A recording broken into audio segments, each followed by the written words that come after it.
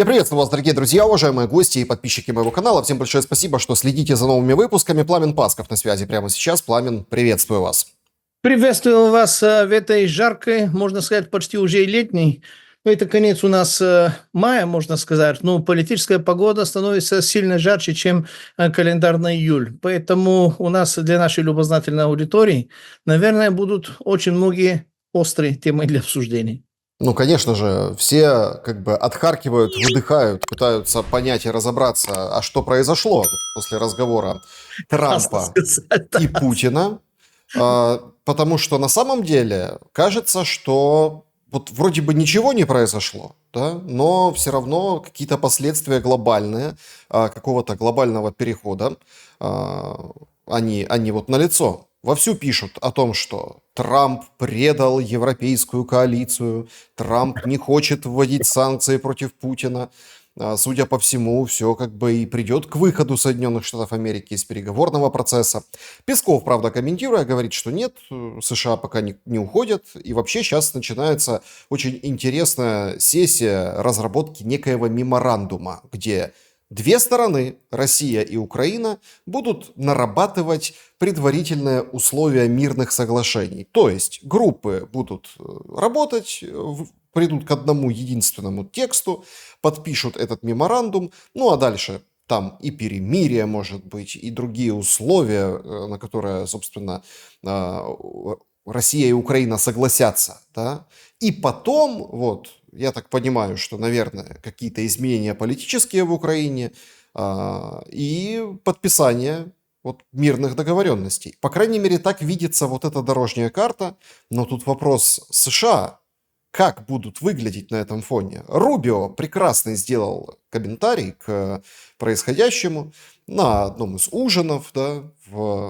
ну, скажем так, в такой атмосфере, говорит, вообще странная вещь. Европа милитаризируется, делает заявление о войне, а США говорят о мире.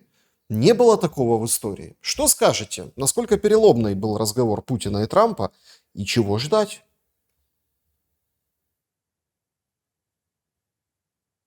Конечно, это был долгожданный разговор. Конечно, этот разговор был наэлектризован сверх ожиданиями и, скажем так, перегревом. И, честно говоря, я думал, что когда сверх ожиданий перегрев, обычно выходит либо рутина, либо вообще, ну, что-то совершенно такое не сильно значительное.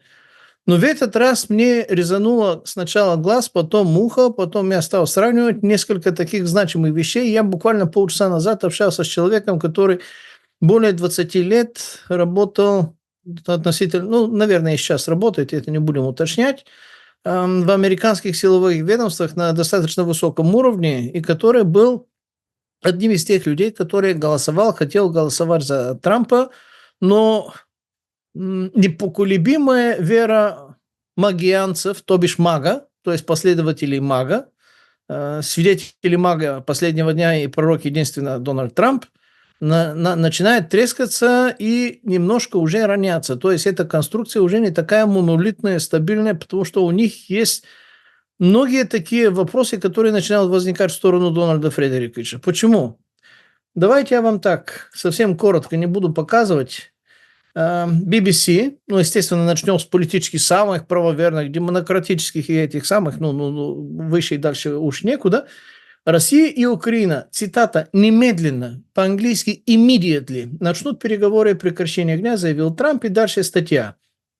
CNN, заголовок там 19 новости президентства Дональда Трампа, призыв с высокими ставками. Россия и Украина тоже немедленно начнут переговоры о прекращении огня, сказал президент Дональд Трамп после двухчасового разговора сегодня с президентом России Владимиром Путиным. Это вчерашнего вечернего, скажем так, выпуска. Но президент России Владимир Путин казался нетронутым по собственным требованиям. Это механический перевод. В другом месте президент Украины Владимир Зеленский заявил, что его страна не выведет ни один из своих войск, ну, наверное, корпусов из удерживаемых Россией регионов страны.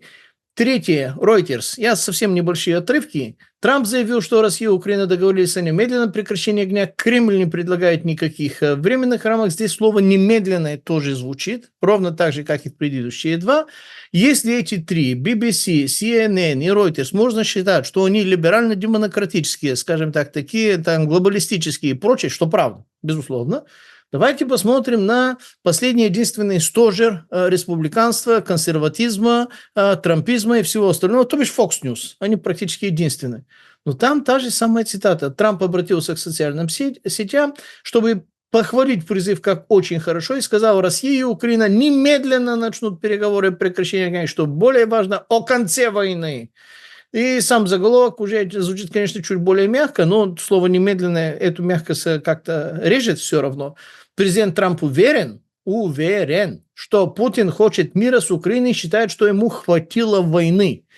Так, знаете, я вчера, когда делал передачу по-болгарски, сделал скриншот сайта президента России, kremlin.ru. Для этого мне пришлось включить VPN, сделать скриншот и потом выключить VPN, потому что прямая трансляция из интернета с включенным VPN, вот такие технические неполадки, но я скопировал текст, он не сильно длинный, поэтому я думал, что если на территории Украины у людей тоже есть проблема с выходом на .ru, особенно на Kremlin.ru, и они не знают, что действительно официально сказал президент Российской Федерации Владимир Путин, один из моих любимчиков, хочется напомнить, но тем не менее ситуация серьезная, поэтому возьму на себя дерзость зачитать недолго, там на самом деле немного.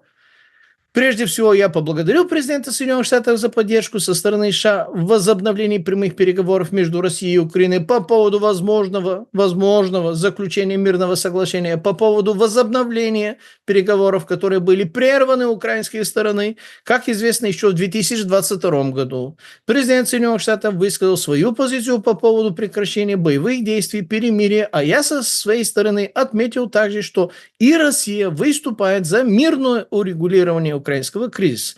Мы должны просто определить наиболее эффективные пути движения к миру. Пока что за все хорошее против всего плохого. Договорились с президентом Соединенных Штатов о том, что Россия предложит и готова работать с украинской стороной над меморандумом. То есть это уже есть название типа документа, это немаловажно, и это вы тоже процитировали, подчеркнули, по поводу возможного, не сейчас, мирного договора с определением ряда позиций, таких как, например, это только например, принципы урегулирования, в этом может быть все черт и что. Сроки возможного заключения мирного соглашения и так далее, сроки мы уже определяем, что не раньше, чем к концу года, и так далее, включая и возможное, не обязательное, прекращение огня на определенное, то бишь на неопределенное время, в случае достижения соответствующих договоренностей. Кстати говоря, контакты между участниками встречи и переговоров в Стамбуле возобновились, и слава богу, и это дает основание полагать, что мы в целом на правильном пути. Это в общем. Еще раз хочу подчеркнуть, что беседа была очень конструктивной, я ее оцениваю высоко. Вопрос, конечно, в том, чтобы российские и украинские стороны проявили максимум стремления к миру, который пока что отсутствует, и нашли бы и те компромиссы, на которые пока никто не готов, которые устроили бы и все стороны. При этом хочу отметить, что в целом позиция России ясна. Вот здесь главное. Главное для нас – устранить первопричиной этого кризиса. Ни одна из этих причин не устранена и даже не обсуждается. Если потребует что-то уточнить, то пресс-секретарь Песков и мой помощник господин Ушаков разъяснят чуть позднее какие-то детали наших сегодняшних переговоров с президентом Трампом по телефону. Это было вчера 19:55. Выпущено на сайте президента Российской Федерации, то бишь это после конца, фактически вне рабочего времени, то есть какие-то дополнительные выяснения Песковым либо Ушаковым, наверное, следует ожидать сегодня. Нет, они были вчера. Они были вчера, и Песков разъяснял, и Ушаков вышел, сказал, что они долго не хотели класть трубку. Нет, ты первый клади, нет, ты. То есть мы видели эти разъяснения, что все очень хорошо и конструктивно, и потрясающе, и здорово. И, конечно, даже Зеленский уже ответил на вот эти, скажем так, предложения по меморандуму, сказал, что в ближайшее время хочет провести встречу то ли в Турции, то ли в Швейцарии, то ли в Ватикане. Причем при участии всех сторон, и Америки, и Европы, и, понятное дело, гостей, хозяев, ну, вот этого, скажем так, нового саммита. А насчет меморандума он его как бы не отверг, говорит, посмотрим, что предложит Россия, плюс создал некий, непонятно пока, кто туда конкретно входит, судя по всему, Сибига, Умеров, Ермак, да, ну, некий пул, некую группу переговорную, национальную, чтобы, да, вот говорить с россиянами. То есть в этом отношении тут все понятно. То есть этот трек, видимо, Трампу нарисует и украинская, и российская сторона, что мы движемся к миру. Вопрос возникает в другом. Вот в этих как раз-таки первопричинах. В тексте, что должно войти в этот меморандум. Потому что Зеленский выходит и говорит, а какие вопросы по статусу? У нас все написано в Конституции, мы стремимся в НАТО, как стремились, так и стремимся, Европейский Союз, в НАТО. То есть нейтральность, я так понимаю, не рассматривается украинской стороной, а это, наверное, самый главный ключ к этому тексту меморандума. Получается, что у Трампа и Путина все хорошо, но Зеленский вышел, ну, и какую-то такую ложку дегтя в эту бочку меда подложил. Вопрос в следующем. Так, а чего ждать тогда дальше от Зеленского, если он стоит на прежних позициях, как, в принципе, и Россия стоит на тоже прежних позициях? Слушайте, Александр, то ли вы отняли у меня возможность на сладкое сказать позицию Зеленского, то ли я собирался нечаянно опередить вот этот ваш вопрос немножко в другом ракурсе, поэтому сейчас отвечу. Вы сказали, Зеленский добавил то есть, да, ложку дегтя. Но это не ложка, это 3 ложки. Давайте их посчитаем. Первое. Я попросил Трампа не принимать никаких вещей об Украине без Украины. Зеленский вчера по поводу этого же разговора. Так, у Украины есть статус, он в Конституции страны, там все написано, никто не будет выходить из НАТО. На НАТО для нас это и вопрос о первопричинах, естественно, сразу встает, вот можно сказать, на дыбы. Так что было там и какое-то третье, что, и да, не собираемся выводить абсолютно никаких наших войск, пока последний российский солдат не покинет территорию Украины. То есть вот тебе 3 дегтя, то есть ложки дегтя, которые, ну, когда Путин в итоге говорил о первопричинах, ну, это похоронка абсолютно всех первопричин. Так что здесь, знаете, когда Зеленский это написал 19 мая 25 года, 8 часов 33 минуты, это вечером, однако по американскому времени, а не по нашему, то есть это глубокой ночью. Трамп в своей сети True Social, который он любит сканировать и потом вставлять в так называемом бывшем Твиттере, то бишь Фиксе, могу вам сказать, ну, не буду это зачитывать, просто выводы, очень коротко. США выйдут из переговорного процесса, так как мир между Россией и Украиной невозможен, это не я говорю. США принимают позицию России о том, что сначала надо согласовать условия мира, а потом уже устраивать перемирие. США будут налаживать торговые отношения с Россией, военные поставки, ответственность с Европой. Про прямые переговоры начнутся немедленно, прямые переговоры уже начались, и они ни к чему не приведут. Вот, коротко говоря, вам вывод из того, что Трамп только, ну не только, 8 часов 33 минуты, надо отмотать, ну там 8 или 9 часов разницы, смотря с какой точки Европы, и мы получаем, что это было после этого разговора, после этих публикаций. Вот вам такой красивый итог. Понимаете, здесь есть очень важный момент, который для носителей русского языка и даже для носителей болгарского языка не так сильно понимается мегатонна с обертона, вот этого выражения. Когда ты говоришь немедленно, immediately, и говоришь это кому-то, ты можешь это сказать только если ты, скажем так, хозяин, это твой халуй, причем это ты сопровождаешь болезненным пинком в зад, так, чтобы он 3 дня не смог сходить по-большому в туалет. Вот тогда ты можешь ему говорить немедленно. Потому что все исчерпано, и это уже грубейшая форма. Все эти, именно это, поэтому я заострял внимание на вот этот термин немедленно, immediately.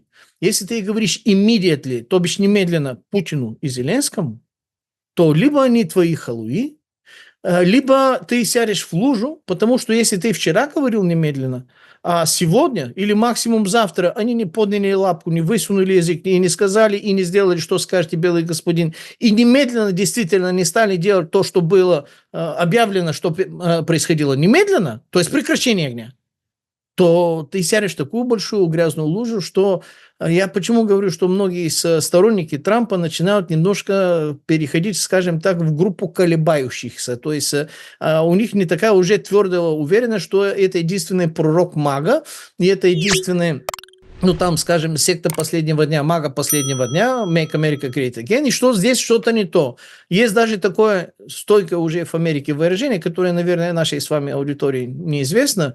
Они называют его, даже трамписты, даже консерваторы, даже республиканцы, причем те, которые не только голосовали, но и сейчас работают на нем, они называют его Big Red Baby, то есть Big Orange Baby, то есть большой оранжевый ребенок, большой оранжевый младенец, ведет себя импульсивно, как ребенок, и, господи, куда и как это закончится, и что это означает. То есть, если Трамп сейчас сказал immediately, если это был бы серьезный человек, не на серьезной должности, а если это был бы серьезный человек, у него должны были быть подключены на готове все инструменты для того, чтобы, если это immediately, то бишь немедленно, не будет сделано в рамках 24 часов, ну, максимум 36, потому что там 8-9 часов какая-то разница, то начинаем дергать вот эти рычаги, наказываем Зеленского, наказываем Путина, наказываем Зеленского, наказываем Путина до того, как они сделают то, что ты просишь, потому что если у тебя есть право писать и говорить, и распространять по всему миру, что ты произносил слово немедленно в англосаксонском смысле этого слова, ну, у тебя должны быть инструменты и дальше продолжить, потому что если ты ничего не сделаешь, ну, не просто возникают вопросы, возникают ответы, которые потом никаким пиаром не отмажешь и не это самое. Знаете, я понимаю это следующим образом. Конечно, здесь я, конечно, могу, простите за тавтологию, ошибаться, но Трамп сейчас действительно может врубить очень болезненные санкции, которые будут санкционнее, чем все остальные санкции вместе взятые, которые в сумме до этого 16 пакетов, они даже ниже колена. Ну, можно сказать, чесотка какая-то, не более чем. А это будет нокдаун санкций. То бишь нефть и газ, чтобы они не продавались и не швартовались, и не фрахтовались, и не страховались, это действительно, нокдаун, действительно тяжелый нокдаун. Однако, если он это сделает, как ему это дозировать? То есть, главная, на мой взгляд, проблема Трампа, на случай, если он достаточно разумный человек, а я подозреваю, что, наверное, есть моменты и эпизоды, когда он должен быть разумный. Сильно на это надеюсь. Главный момент ему сейчас как дозировать болевые приемы, которые он будет осуществлять не только Зеленскому. Зеленский, честно говоря, легкая добыча, то есть его заставить забыть об этих 3 ложек дегтя и наказать за эти 3 ложек дегтя. Это несложно, это вопрос одного дня, максимум недели там с процедурными и процессуальными. А вот как заставить Путина переломать Россию и сделать ей больно можно. Однако он не собирается просто прекратить огонь, потому что не хочет, чтобы людей убивали. Ему это нужно для того, чтобы начинать усваивать вот эти концессии, потому что, не дай бог, придет какой-то другой там президент или другая обстановка, и все тартарары, поэтому надо ковать железо, пока оно там горячо, там раскаленное. И ему мир нужен для усвоения. Однако, этот же мир, ему нужен не мир, ему нужно прекращение огня. Мир не нужен, прекращение огня ему нужно. Ему это прекращение огня нужно для усвоения территорий остаточной Украины. Но Путин же в второй половине февраля висит на сайте президента Российской Федерации. Это интервью Павлу Зарубину.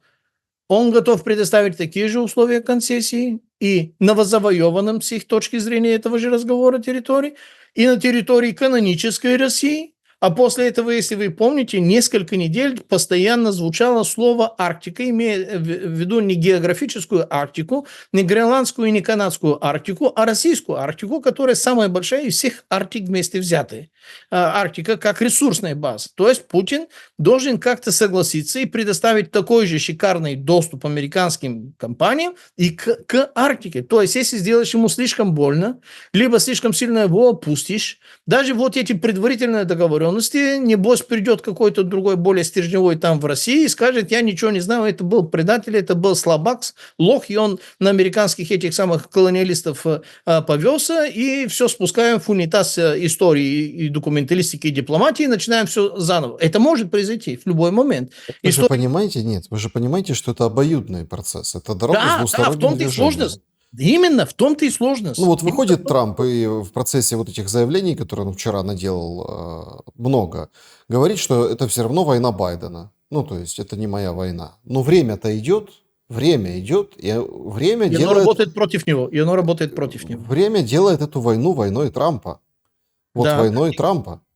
И Именно на поэтому. это и расчет, понимаете? И когда вы говорите, сейчас вот там Путин уйдет, вместо него придет кто-то другой, который там, Не, это ну, теория. Это в теории. Если он теория. слишком сильно нажмет и будет Так опускать Путина слишком сильно, да. ближе теория точно такая же по отношению к Трампу. Точно Да, такая же теория работает по да. отношению к Зеленскому, у которого сегодня Он пошел сам седьмой год, как он у руля Украины. Седьмой. И сегодня прям целый день все вспоминают инаугурационную речь, которая была 6 лет назад, как он говорил, что каждый из нас президент, чтобы украинцы не плакали, понимаете? Это механика, о которой вы сейчас говорите, она работает в отношении всех, потому что условно есть договорная как бы демократия, да, где есть как бы выборы, хотя вот румыны показали нам, что такое выборы и демократия, и французские спецслужбы вместе с Дуровым, понимаете? Да. И вот мы находимся в этой ситуации, но это же не повод не останавливать войну, или повод? Вот в чем главный вопрос. Главный вопрос, как заставить оба Владимира с точки зрения Трампа прекратить военные действия так, чтобы, не перегнуть палку и не сломать ее, потому что, еще раз, ожидания Трампа от Путина сильно больше, если не на порядок больше, чем от того, что он уже получил от Украины. От Украины он получил все, даже больше, чем можно было когда-нибудь получить с любой африканской страны, у которой не было никакой государственности, 18-19 века, я имею в виду. А вот у России это все еще не получено, не парафировано, не подписано, не подпечатано, и это предстоит, и об этом только говорили. Для того, чтобы не слишком сильно загнать, ему нужно это дозировать. А как дозировать вот эти санкции, которые 17-й пакет касается именно газа и нефти, потому что если это ты сделаешь, ты не можешь это сделать потихоньку, поэтапно, по компаниям. Там 230 с чем-то или 240 с чем-то большие российские танкера, составляющие так называемый теневой флот. Никакой он не теневой, конечно, это такое условное, даже дурацкое, практически неверное название, но просто для обозначений. Ты что, танкер за танкером будешь их? А это невозможно. Потому что, понимаете, там российские ребята, они тоже не дураки, тоже умеют все это делать. Каждый танкер имеет какой-то флаг, допустим, либерийский. Капитан у него, допустим, француз. Экипаж у них интернациональный. Груз у них не только единственно российский. И должен он разгрузиться, в одного, может быть, и в нескольких портах. То есть сказать, что это категорически решительно единственный только краснофлажный какой-то российский там танкер, это нельзя. Хотя эти 200 с чем-то танкеров, меньше 300, да, там можно зацепиться, но это там нужно с каждым разбираться. То есть рубануть танкер за танкером не получится. Группу танкеров за группу танкеров тоже не получится. Либо ты накладываешь вот это все на сжиженный газ, и на трубный газ, и на нефть, либо что ты и делаешь. Либо делаешь, либо не делаешь. Либо говоришь immediately, и таким образом сам садишься в лужи. Потому что американцы, американцы, я имею в виду болгары, которые работают и живут в Америке, и которые занимаются в процессами, в том числе и в Вашингтонский DC, а не просто в Вашингтонске, как называется, они говорят в Америке то, что Трамп использовал вот это слово вчера, immediately, называется save face. Save face – это попытка сохранить лица, потому что столько много дров наломалось, столько раз уже за последние пару месяцев он сел в лужу, помимо всей геройки, которая там была на слуху по разным другим поводам, не только по поводу вот этой войны, что после этого immediately, после этого разговора, если ты хоть каким-то пиарным образом не отчитаешься о каком-то хоть пиарным успехом, а Почему дальше что? отчитаются? Подождите, вы как-то, смотрите, вы очень, по-моему, буквально все воспринимаете. И в этом, наверное, Возможно. ошибка аналитиков, которые пытаются разобраться, докопаться. Вот даже вот этот момент, эпизод, когда вы приводили, вы правильно делаете с точки зрения аналитика. Вы берете текст, Да? Это текст на сайте Кремля. Публичный доступный текст. Работать с текстом, ну, правильно, но ровно слово в слово, это же люди посмотрели там выход этого Путина к прессе. Продолжаем, если так вот работать с текстом. Вы говорите, не будет пиара, это будет пиар. Будет, будет. Вон сейчас как бы готовится обмен 1000 на 1000.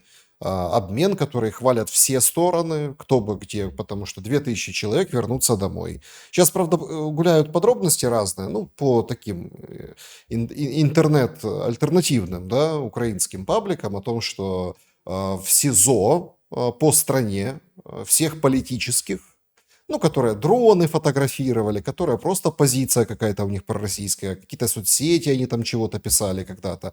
Ну, это у нас как бы в Украине это, ну, вы знаете, то есть клепаются эта статья 111 госизмена, сепаратизм, коллаборационизм, там, начиная там даже до смешного доходило, когда какую-то бабушку там кто-то что-то там перепостила, да, какие-то одноклассники еще, или еще какая-то там соцсеть, или где-то чего-то не так написали, и к ней приходят, и, в общем, дело запускают.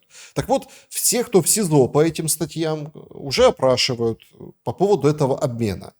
Это демонстрирует, первое, конечно же, то, что обменного фонда в Украине не хватает для того, чтобы поменять, да, каким-то образом. Во-вторых, это делается постоянно, как говорят адвокаты, там, правозащитники. То есть, когда крупный обмен, эту часть, ну, этого списка, да, тоже пытаются обменять священников, каких-то там деятелей, которые как бы были увлечены режимом Зеленского, как бы в работе на режим Путина, да, ну, или каким-то образом.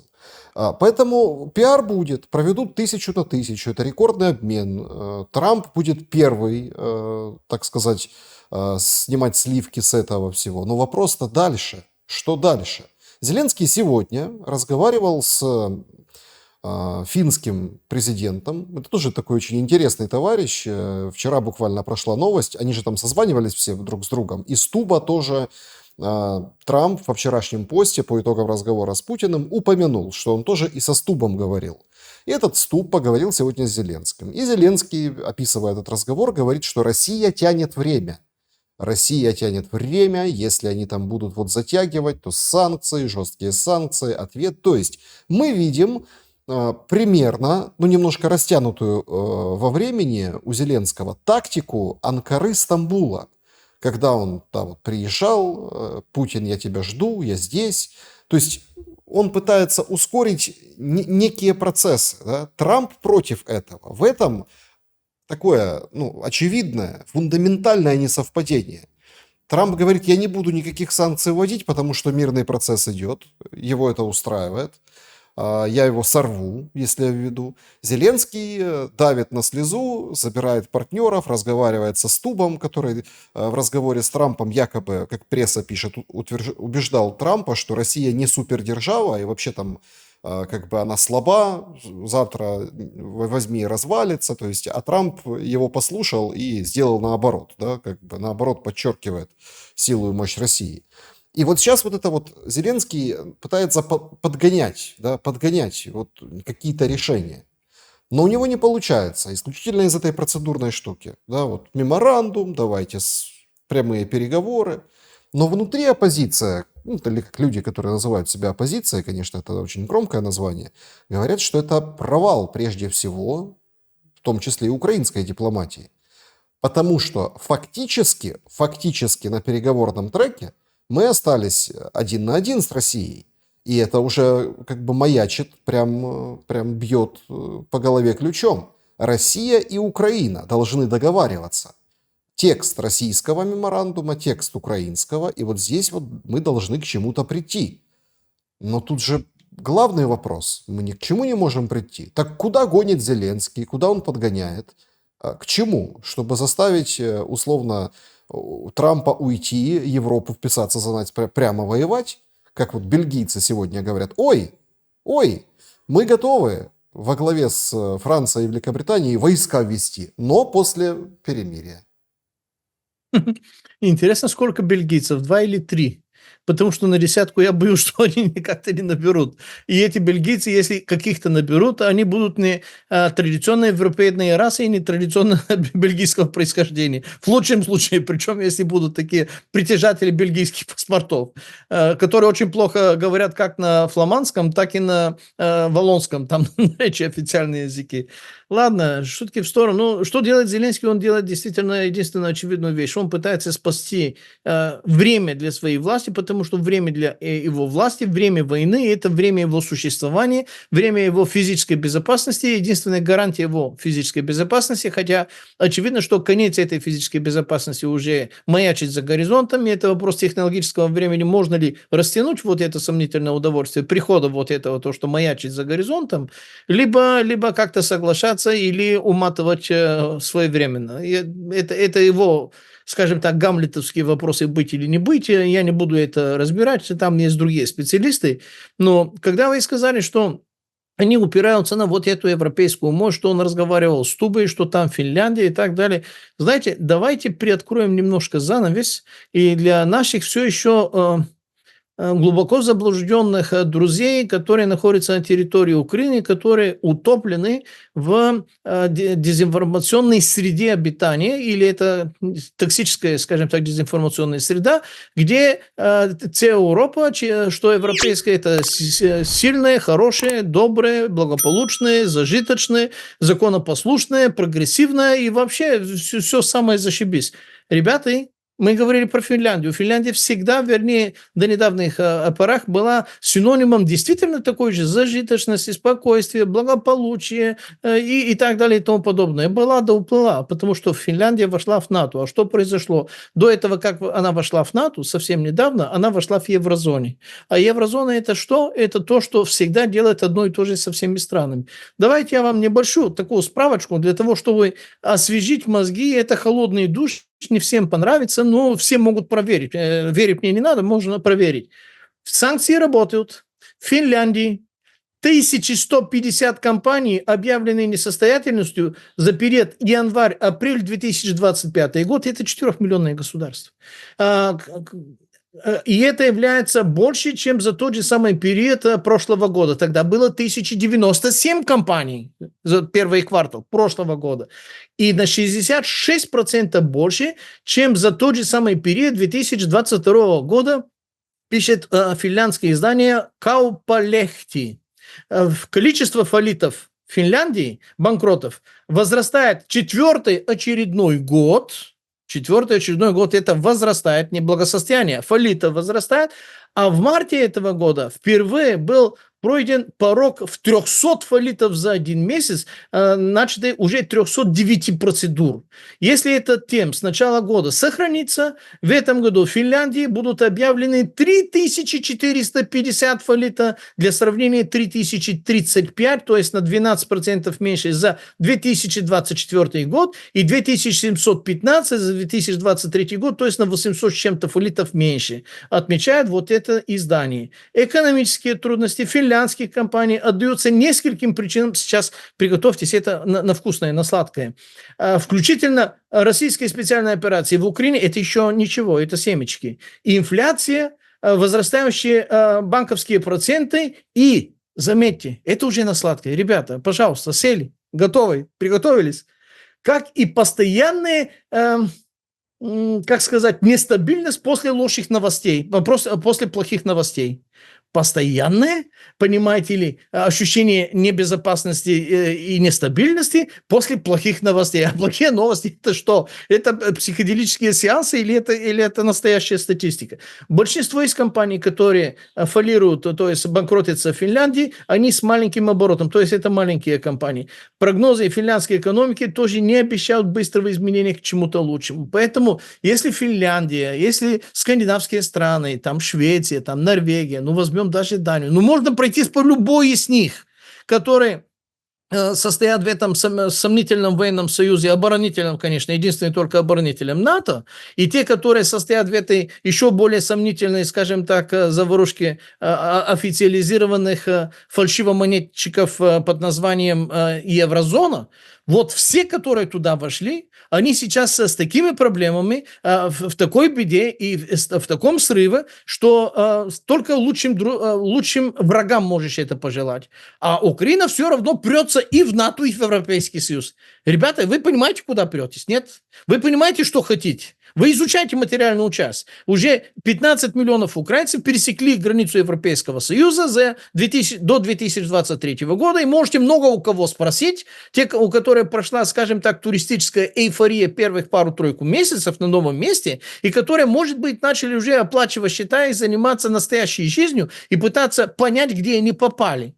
Они вам это подтвердят или они будут это опровергать? Как вы думаете? Почему не спросите у ваших же соседей, у ваших же сородичей, у членов вашей семьи, у ваших знакомых друзей, которые там с другого бугра, там с другой стороны кордона, что называется, и посмотрим, куда вообще-то вот это банковое вас толкает. Мы не будем менять Конституцию. Да, не будете. Давайте поспорим, что до конца года будем. Неважно, с этим президентом под названием Зеленским или с другим президентом, без разницы каким. Будете бурить. Еще как будете, только цена вопроса будет увеличиваться, обезболивающие еще меньше будут применяться, и все остальное будет по высшему тарифу, только неудовольствий. Как хотите, ребят. Вот то, что происходит с Европой, и то, что сделали с Румынией, это четвертый рейх. Четвертый, черт возьми, рейх. Вы это понимаете, нет? Ваши бабушки, дедушки за что сражались? За что погибали? Кому хребет ломали? За что Берлин брали?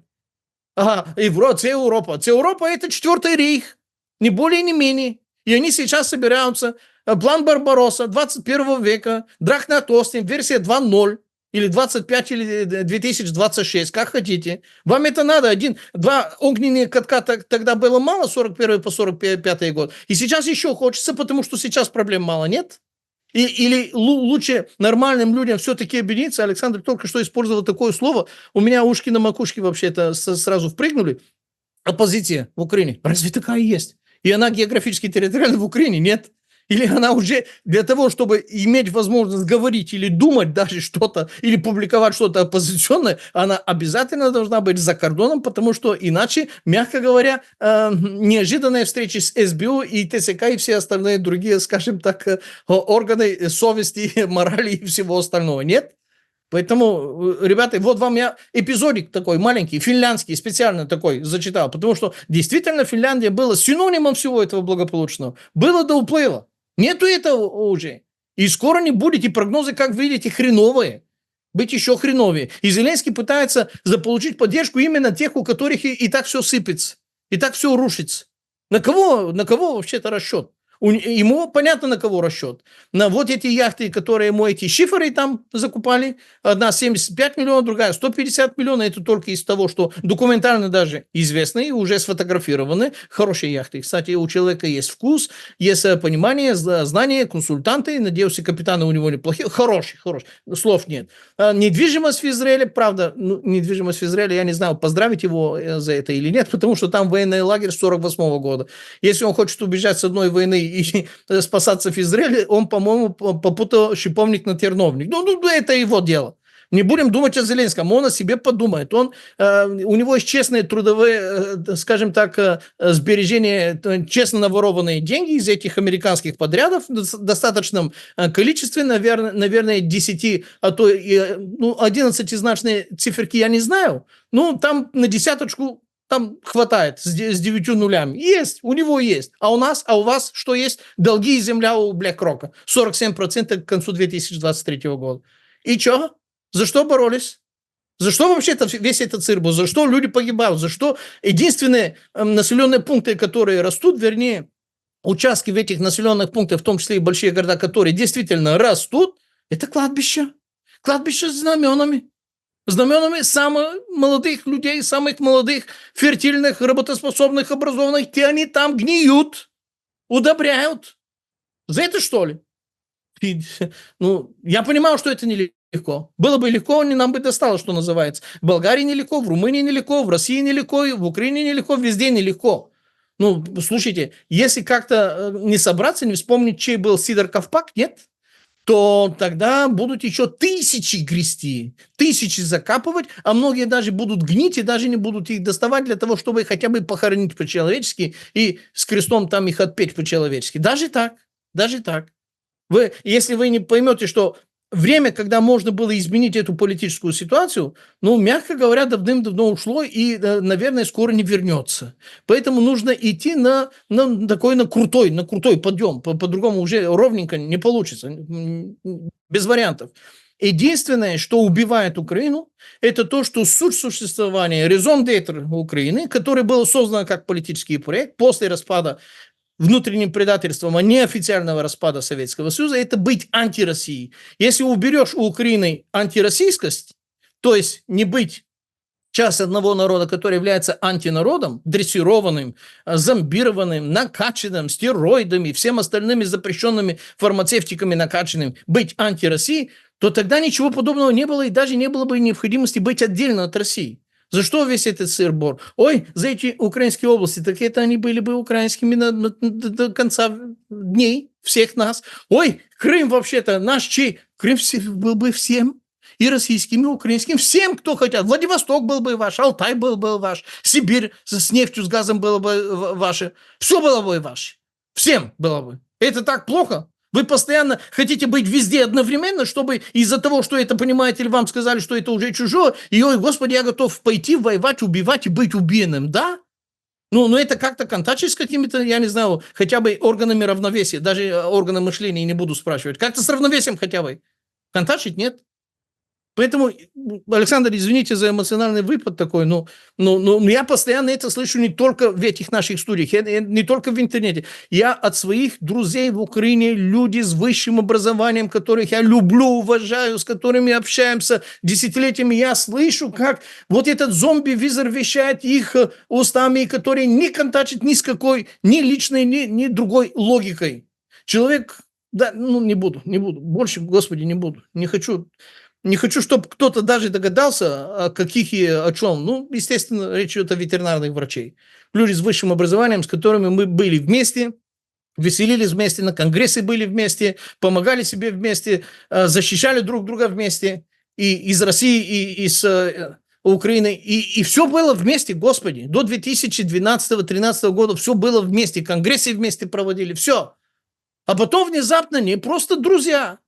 Брат против брата, отец против сына, мать против дочек, сестра против сестры. Сырский кто? Где его? Брат, где его? Родители? Где он? Родился? Слушайте, а вот эти братья Кличко, они где родились-то, сведомые украинцы? один в казахской, другой в киргизской АССР, нет? Я что-то ошибаюсь, или как? Остальные там, другие громкие имена, где родились? Они сведомые украинцы. Какой был первый язык, на который говорила до моих первые 30 лет своей жизни Юлия Владимировна Тимошенко? Не подскажете? А Петр Алексеевич Порошенко? Он даже и на болгарском неплохо умеет говорить, потому что там родился, вообще-то, что называется. Но на каком языке он общался до 30-летнего своего возраста? Везде, исключительно. Он на каком... Вот этот, понимаете ли, 95-й квартальный, он на каком языке? Все эти сериалы, в том числе и «Слуга народа», про сватов и других не будем говорить. На каком языке он общался? Для кого он это делал? На что он сколотил свои бабки? И внезапно война с русским языком, с Пушкиным, с Екатериной Великой, ужас. С Михаилом Булгаковым это вообще кошмар, это мрак. Это умопомрачение, которое лечится только кувалдой. Я за то, что было молотком. Понимаете, когда такие массовые размеры, значит, заказали не того хирурга, не с тем долотом, не с теми хирургическими инструментами. Когда это происходит, это всегда к этому приходит.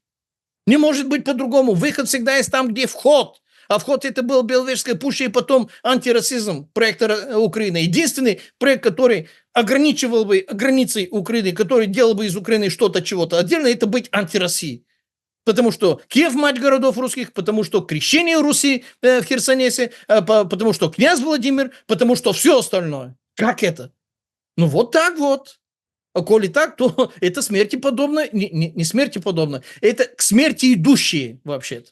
Такое умопомрачение лечится только гробом. Вот и все. Гробов много, Пламен. Много, и становится... Почему-то лечение еще не видно, что сработало. Становится куда больше их. И вы там говорили об украинцах. В 3 раза смертность выше рождаемости. там какие-то опять инициативы, опять там каких-то денег хотят подкинуть для того, чтобы, ну, хоть занялись этим вопросом, да, ну, хоть немного, хоть чуть-чуть, но тем не менее. А, Возникает главный момент. Я хотел бы максимально серьезно к этому отнестись, потому что мы видим какая-то напряженность с Венгрией, полувоенная. Потому что к пунктам пропуска стянута техника, какие-то беспилотники неофициально, конечно, пресса пишет. Какая-то там постреливали, сбивали. Тут выходит молдаванская, ну, она там не шибко популярная в Молдове, да, это политик, женщина, там, Молдова Мара.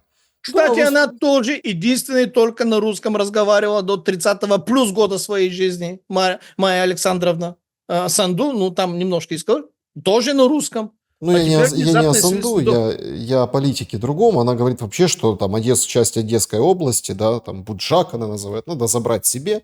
Шаг, да, это между этими реками и лиманами. Точно, да, да. То есть получается, понимаете, какая-то странная такая история, да? Ну, только поляки там заняты своими выборами, то есть они пока, да, вот не поднимают шибко этот вопрос, но, 3 дня осталось. 3 дня осталось, да. ну, казалось бы, да, Венгрия, Молдова даже рот открывает, да, по поводу каких-то исторических территорий и прочим. То есть такое ощущение, что или кто-то подогревает эти процессы, или это все как бы так вызревает, этот крах, да, какой-то, некий крах вызревает, и тогда, ну, а чего?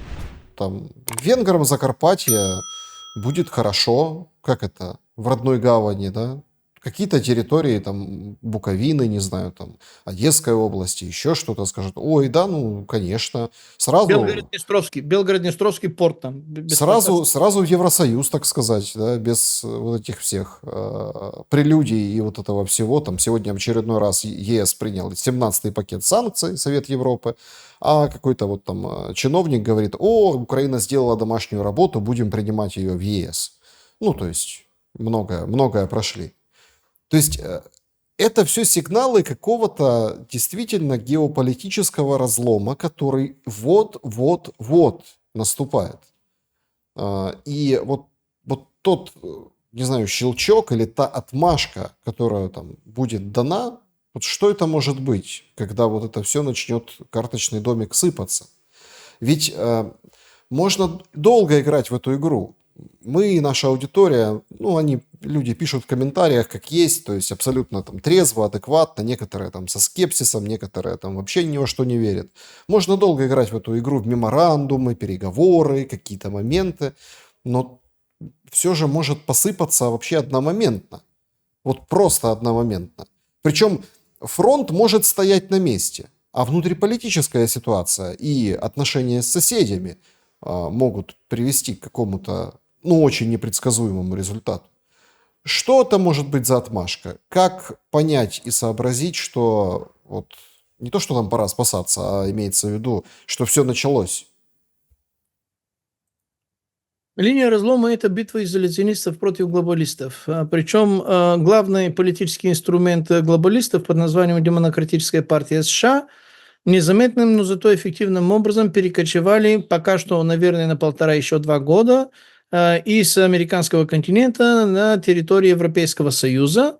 И, соответственно, вот эта битва и борьба ведется именно таким же образом, потому что я даже вижу и сужу и по своей родной Болгарии, где удивительно, американская повестка изменилась почти на 180 градусов, ну, на 120, ладно, если не на 180, а внутреннее политическое и внешнеполитическое поведение остается таким же окаменевшим, либерально-демократическим, с нездоровым блеском в глазах и всякими там другими евровыми знаками в качестве зрачков внутри, и вот так, и никак по-другому. То есть они уже здесь чуть ли не собираются материться, обзывать и ругать Америку, Дональда Трампа и прочее, прочее.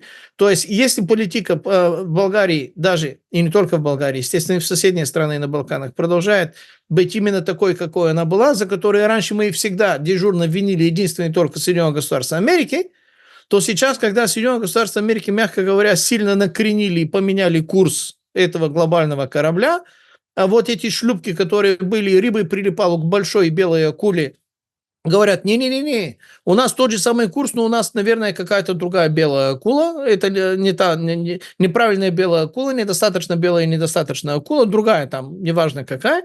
И продолжал держать вот этот курс. Это линия разлома именно между этими ребятами. Кстати, она идет и на теле всей этой Европы почти географически очерчены. Смотрите границы между альтернативой для Германии и остальной Германии. Это одна из линий разлома. Смотрите границы на результаты первого, то есть на выборах в Румынии. Это было в ноябре и первого тура, который был. Сейчас выборы в Румынии не будем обсуждать, разве что если вы не захотите, потому что это была, естественно, полная подтасовка, причем вместе с шантажом и вместе с компроматами и вместе с другими вымоганиями, физическими в том числе, в сторону Георгия Семенова, то бишь Джорджа Семен.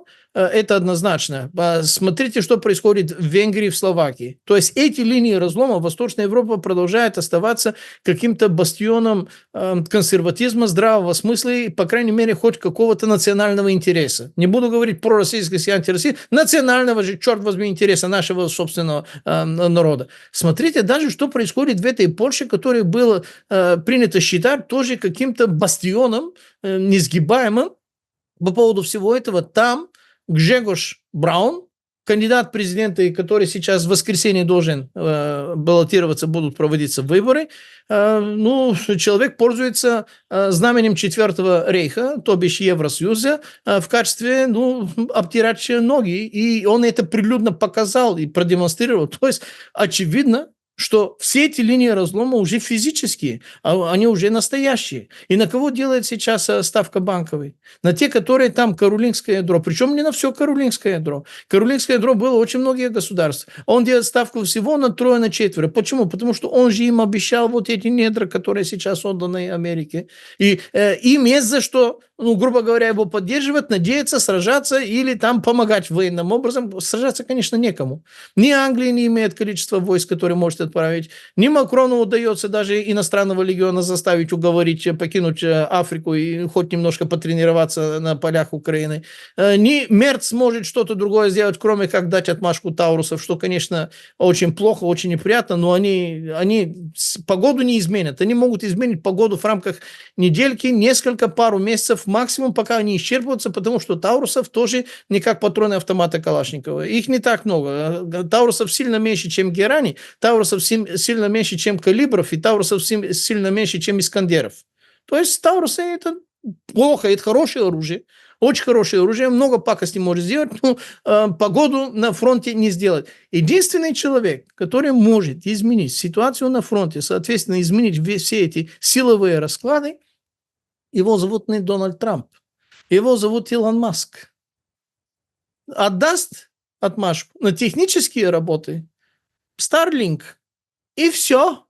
Каждый день новости будут, как уже не сотни метров и пару километров, а десятки километров будут взяты российской армией, причем они не будут успевать даже такелажные группы снабжения и всего остального подвозить то, что нужно для того, чтобы усвоить вот эти территории. Прямо так оно и будет. Илон Маск. Вместо того, чтобы ругать Илона Маска на территории Банковой там и других, если они были люди более разумными, они хотя бы с ним постарались бы иметь максимально умасленные, хорошие, добрые, я не знаю, какие коррупционные отношения они не могут иметь, потому что коррумпировать мультимиллиардера, у которого десятки миллиардов стоит только один твиттер, не знаю, что должно быть у Зеленского, хотя бы с ним постарать. Не-не-не, они его тоже поливают грязь. У него тоже нервы скажем так, не бесконечные, захочет – сделает. Скажет ему, Трамп тоже сделает. Ему, я уверен, сейчас не терпится выполнить вот этот не звонок друга, а щелчок кнопки. Щелчок кнопки, Starlink, уж извините, технические работы. 404, ошибка 404. Все. И дальше не нужно ни Таурусы, ни Хаймерсы, ни Арчеры, ни F-16, которые сыпятся. Ничего такого не нужно. Все это работать не будет. Будет работать только в зоне прямой видимости, такой визуальной, простой. На такой видимости можно и луками, и стрелами воевать, не обязательно этими самыми. И все. Илон Маск, ключевое слово. Если они это не понимают, Не обязательно это понимать, достаточно, что это случится. Причем это случится скоро. Если Трамп вчера говорил еще раз, несколько раз, immediately, еще раз напоминал, в англосаксонском языке и понимании, это означает, что я тебе, халуй, говорю, я тебя сейчас пороть буду, если ты это не сделаешь, и пинком тебе напоминаю и объясняю, насколько жестко ты должен сейчас меня понимать. Если это immediately звучит, и Зеленский говорит, не, вам immediately, а с моей стороны три ложки дегтя. Да, тебе придется не 3 ложки дегтя сейчас есть.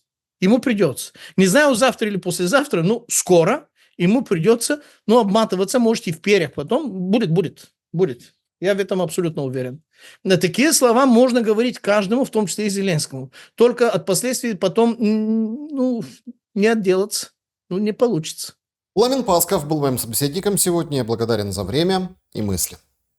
Спасибо вам огромное. Всех благ всем. И, друзья, товарищи, братья, сестры, дамы, господа офицеры, все остальные случайные прохожие на наших каналах. Выключите, пожалуйста, телевизоры, включите мозги, и все у вас приложится. Будьте с нами. Продолжение следует. Не теряемся. Друзья, добра и света. Увидимся обязательно. До скорого.